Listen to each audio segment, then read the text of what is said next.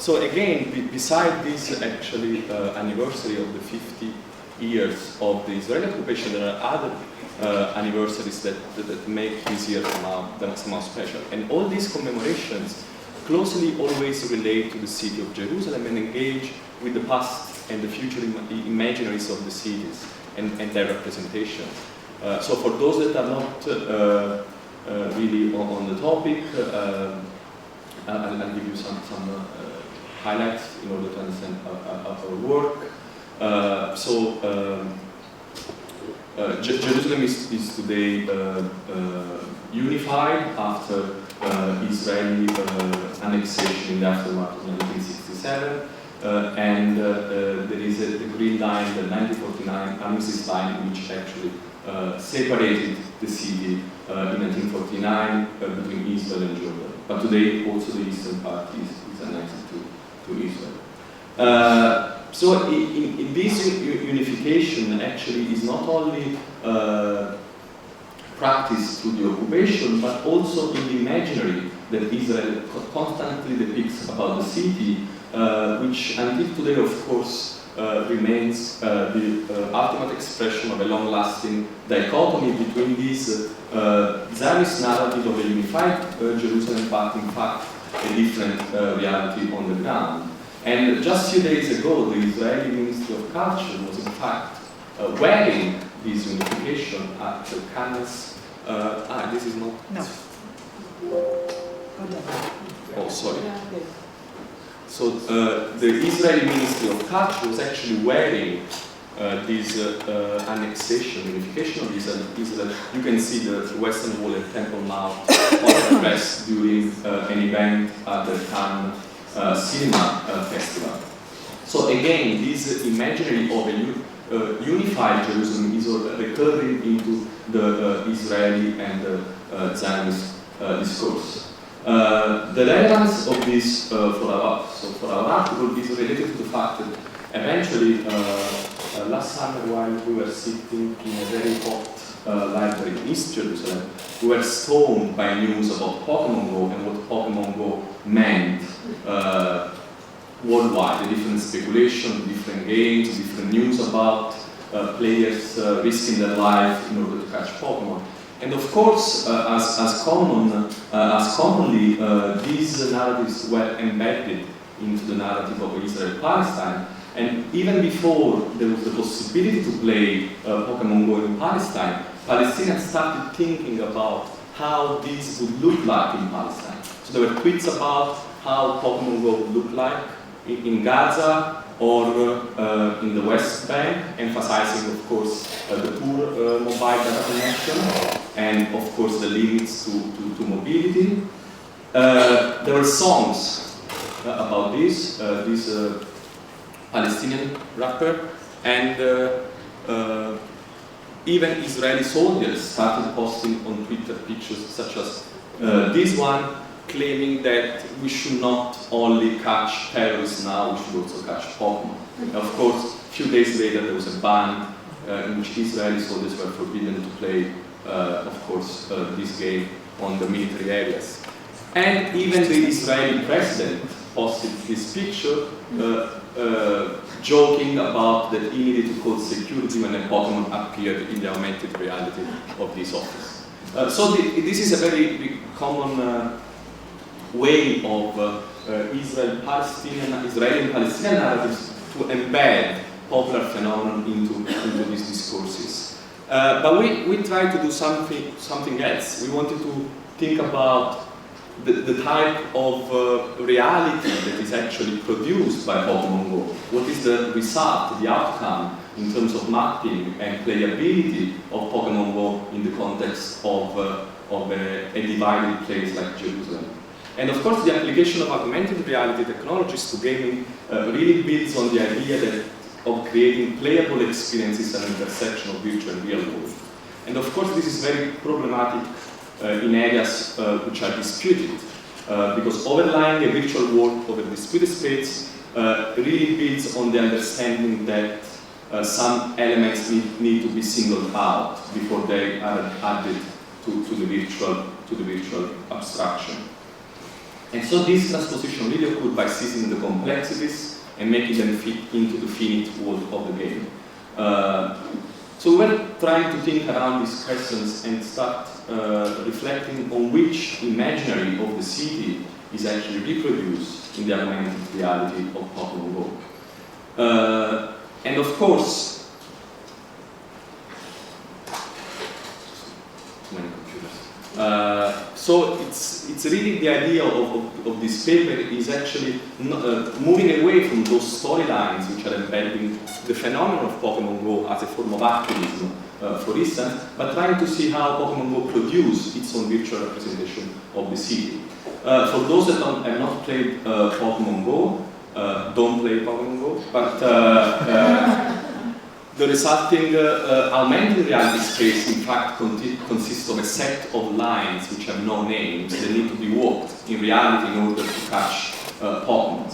And these lines are usually retracing actual streets or paths, and really in the context of Jerusalem depict a city which is united. So you don't really see the green line, you don't see the wall, so you don't see those elements that actually divide the city. So it's really playing in one big urban area. And so in this explorative spirit, we took the read, like playing and endlessly walking, to understand how the augmented reality of the game embeds and reproduces the complex realities of segregation in East Jerusalem. So we started in Sheikh Jarrah, as I would say, but we went along the 1949 armistice line, the green line, as I mentioned before, which marked the border of Israel until the '67 war, and then, of course, was in its aftermath, Israel occupied Palestinian territories east of the line. So we moved along the line and tried to deviate from the line in order to understand how the lines of the game create space and create the surface and the gaming experience. So it's really about engaging with the performativity of the green line in the context of augmented reality. Sorry.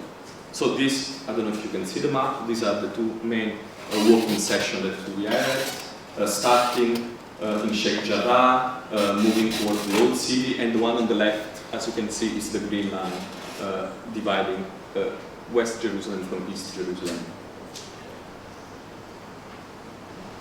Sorry. So three elements are actually, so our aim was really to reveal the infrastructural grid produced by the intersection between the virtual and the real in the augmented reality technology.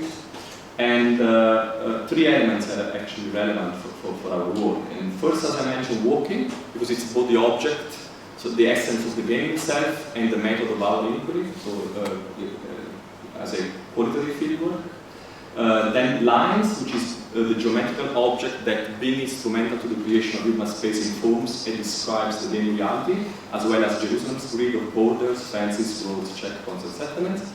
And concluding the void as the image that, embodying the detachment between real and virtual in the game's realization, actually erases the traces of the occupation of its future representation. So these are the three elements in which our discussion revolves around. And moving into walking, actually walking has a very powerful epistemic value, really allows to reveal and understand the substrate of reality, and it has been long used also in the context of Israel and Palestine for forging a closer relationship to space. Traditionally, hiking served to forge the sense of Jewish ownership of the land.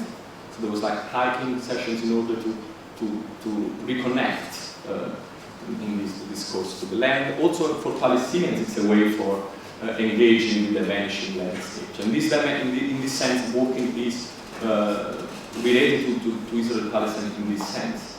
But besides connecting people to their places, walking also maintains a disruptive potential. The potential to challenge the order of cities while creating alternative urban experiences, realities, and imaginaries on its own terms. Really pretty much in line with the avant-garde movements about walking. And when we think about walking in the context of video games, traditional video games eventually before 2000, in classical video game movement, and particularly walking, really relied on a prescriptive understanding of mobility and space. One needed to walk usually from left towards right and make sure to find themselves in expected situation in order to succeed. So in a sense, following lines was leading to progress, while disrupting them was signifying defeat. So only in 2000 and onwards, gaming opened up to a more disruptive understanding of walking, and one could eventually play video games without following the narrative of the game and find themselves lost somewhere in those realities. So we begin our pod walk in Sheikh Jarrah, Palestinian neighborhood in East Jerusalem, and then, as I said, we moved along the Green Line and in search for Pokestops. Again, for those that do not play Pokémon, Pokestops are virtual landmarks that are created on the map and are identifiable with the blue box icons, and those are actually the only they are points of interest, like public spaces, monuments, parks, war memorials, as we will see. And they are actually the only landmarks showing the correspondence between the actual space and the virtual map. So there is no other naming on the map. So as we continue, of course, we see that these Pokestops are very scarce in the Palestinian areas, and particularly we will see that only big international hotels and tourist attractions are mentioned on the map, or eventually Israeli outposts of the occupation. Moving towards Damascus Gate, which is the center of Palestinian public life in the east, we see that Damascus Gate is not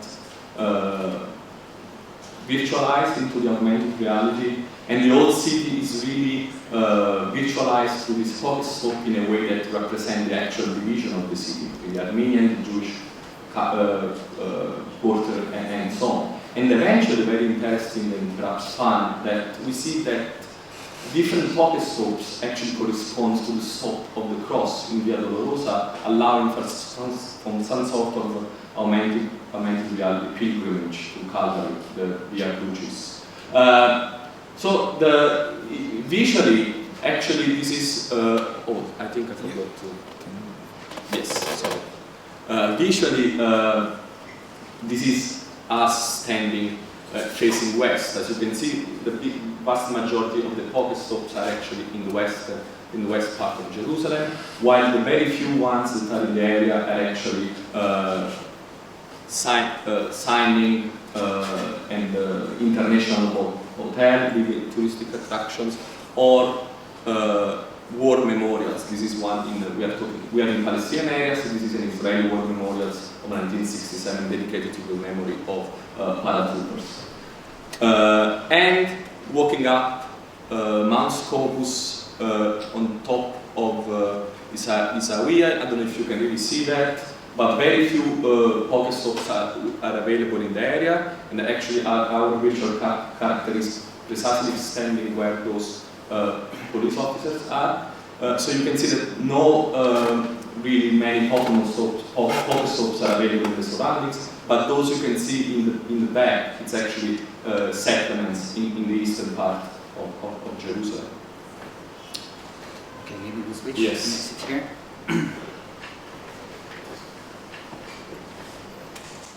So I will take it from here, and I wanted to kind of refer also to what has been said before, trying to understand also and stress the importance of what Fabio said before in relation to walking as a sort of practice that informs subjectivity in the same way. So interestingly for us, and I wanted to refer what was said before in relation to failed individuals in referring to the idea of the online self. I think that interestingly for us is also important to stress the importance of experiencing failed practices of playing, failed practices of walking, where actually the idea of strolling, wandering around,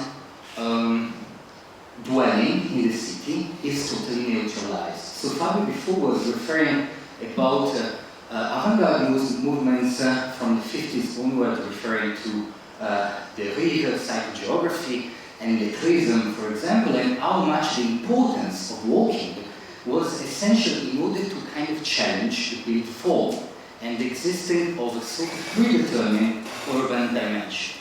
So interestingly, I don't want to anticipate the conclusion of this pilot project that Fabio and I are sharing, but the interesting point is to see how walking in relation to augmented reality gaming in the context of occupied East Jerusalem, more the kind of narrating and challenging the status quo is actually celebrating and neutralizing the obstacles that exist on the ground.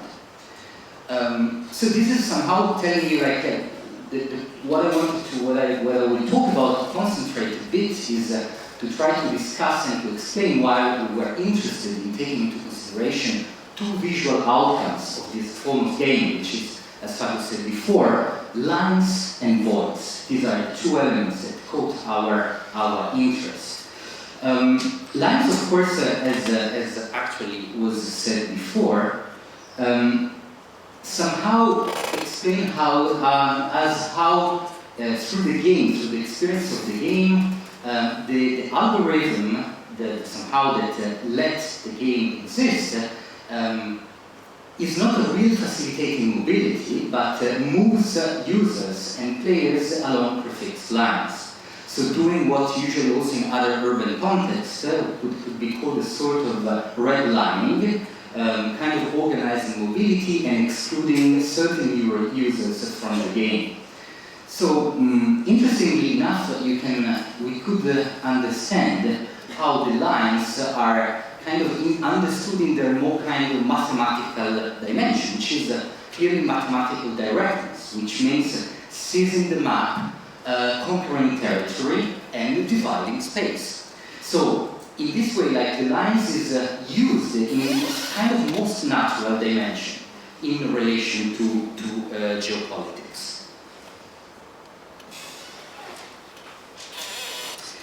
In addition to this, there is also the kind of peculiarity of East Jerusalem and Jerusalem, and to a greater extent also the geography of Israel-Palestine at large, which interestingly is also has been defined as sort of like elastic geography, where lines, intersecting lines, this grid of lines that can be represented through fences, borders, flying checkpoints, walls, are more kind of flexible than we expect somehow. So different scholarship has also talked about, a certain grid that is constructed through a kind of furious overlapping of hard and soft borders somehow.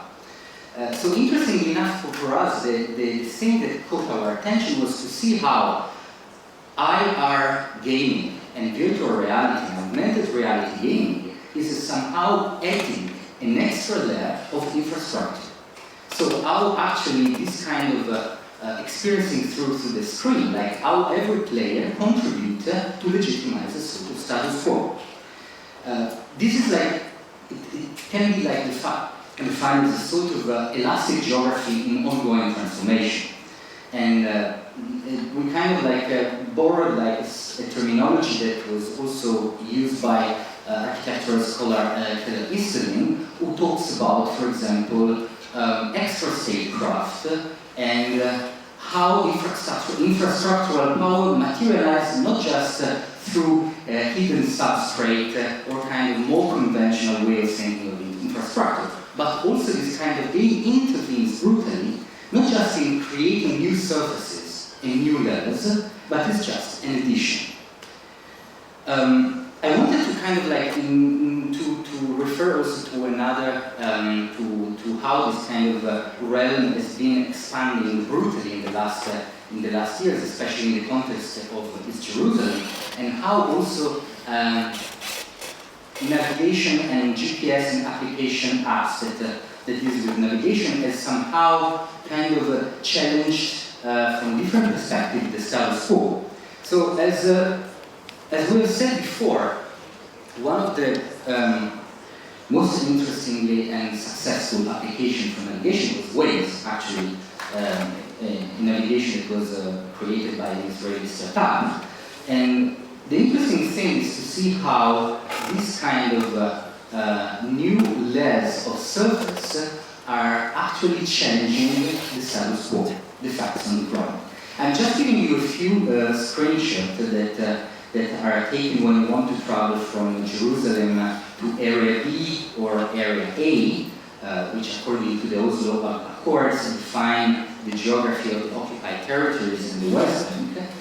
And in relation to this, it's important to go back to 2015 when the so-called Intifada Quds, or third Intifada, started. And when Waze decided deliberately to change the geography of the city. So according to the map, in order to protect Israeli users from entering danger areas or then potential dangerous zone, the city was divided, and many areas belonging to East Jerusalem, still under Israeli control, were marked as Area A and B. And you can imagine what is created for those that were kind of, defending the narrative of a united city. The mayor of Jerusalem actually said to the CEO of Waze, how you dare to divide Jerusalem again, creating new facts on the ground that contradict the main narrative of Zionist ideology, the State of Israel. So this is showing you somehow how different applications together with games are constantly in a field where the reality is totally challenged. And there is a representation, there is a narrative that clash with facts on the ground. And this is what Pokémon Go is somehow doing. The most interesting thing at this point is to kind of give you an example of the other visual elements that somehow informed and inspired us, which is the idea of the void. Before, Fabio was stressing the importance of keeping in mind how walking in East Jerusalem through Pokémon Go is somehow always missing the disruptive moments of the practice of walking, right? So all the disturbances that walking can actually generate are totally erased. The same goes with void. Here we have like a kind of, this is somehow other screenshots, like one is a screenshot, other are like live pictures taken during our practice of walking and following the game, and we enter basically in an area that is totally empty, according to the narrative that is reproduced by the game. So we are actually facing the separation appetite wall that separate the city fabric of Jerusalem with the Shofat refugee camp, which interestingly enough is a part of the municipal boundaries, but still separated by the wall. And then you have the representation in the screenshot by the game. Nothing, absence, emptiness. So from a kind of like visual point of view, this is of course telling us a lot of how certain narrative about secular colonialism are kind of evidently present in different contexts, virtual and real. So the absence and the void, we wanted to emphasize this because also it's important to see how this kind of representation refer to design and architectural scholarship in general. We know like the same way walking was used in the 50s and 60s as a way to disrupt and challenge the built form of the city, the same was the void or absence. So usually if you think, and you go back for example to the artistic practice of Gordon Clark and the whole idea of an architecture, in all these kind of empty spaces and voids were used to challenge the density of the city. In this kind of representation we have totally the opposite. So we have emptiness again neutralized, and it's again used to kind of perform the narrative of secular colonialism.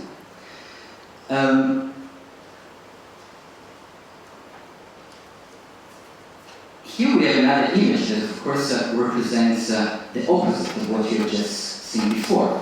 So this is the settlement of Peshkazeh, which is facing and overlooking Shuafat refugee camp. And you can see, again, what is the difference in terms of representation. Emptiness versus full. This is showing how, and this is, I think, like it take me to the conclusion also, to kind of remark the idea that this kind of technology is not just a kind of legitimizing a spatial status quo, but it's also cancelling and erasing the special products of the occupation. So if you can see from this image, it's clearly a solitary youth player that exists in emptiness, where there are no walls, where there is no refuge camp.